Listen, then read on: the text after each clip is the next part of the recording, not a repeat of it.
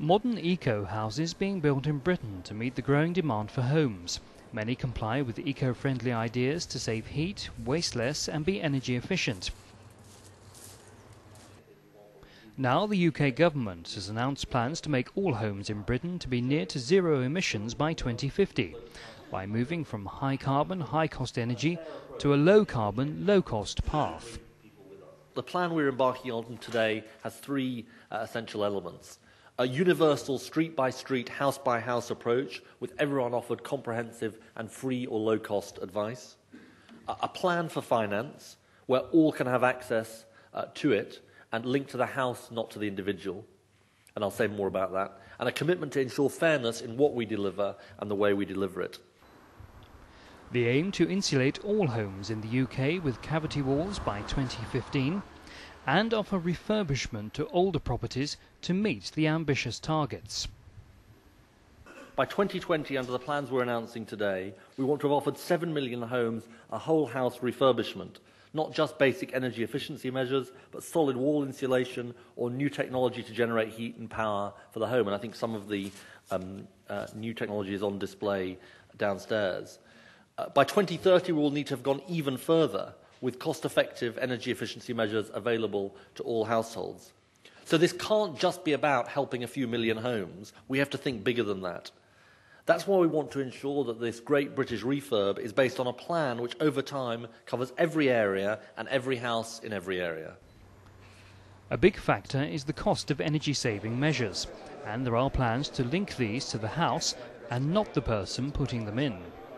Enabling people to pay for energy efficiency out of the savings, not up front, out of energy savings, not up front.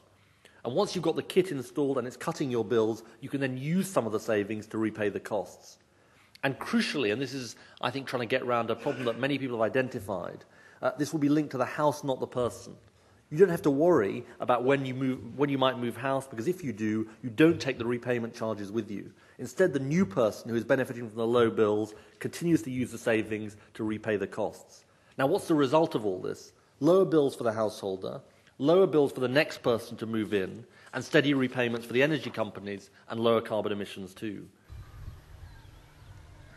The aim of the plan is for fairness to reach all sectors of the community, with the government investing £350 million in the programme. It will help round about 90,000 households in fuel poverty, save heat, save money, cut carbon. But as part of that programme, we absolutely want to encourage this sense of shared responsibility, that this isn't a top-down initiative. It is actually going to capture the energy and imagination of those communities. I think the challenge for the longer term is to really capture that energy and enthusiasm in every single part of the country. And as climate change affects every aspect of our life, then voluntary groups, the community sector groups, third sector groups, all have got something about doing things differently in their DNA, which can really help us make a difference, because we are going to have to behave differently in the future. I think we've all finally got that. The challenge for government is to show some leadership at national and local level to explain to people how we can get there. Britain's housing minister called this the quiet revolution that over time would lead to major energy savings to help the UK achieve its goals. You may find it difficult to get quite so excited about lagging the roof.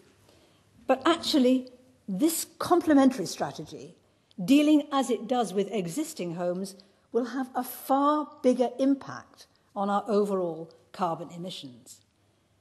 80% of the homes which will be in use in 2050 are in use today. And tackling the emissions from these existing homes is even more important. When you're heading towards an iceberg, you don't just look at what's above the surface, it's what's underneath that's going to sink you. And in essence, what we're proposing is a kind of green version of changing rooms, a sustainable makeover for every home. The UK government's heat and energy saving initiative is part of a long-term strategy to cut carbon emissions from homes, which will help reduce the impact of climate change on the environment.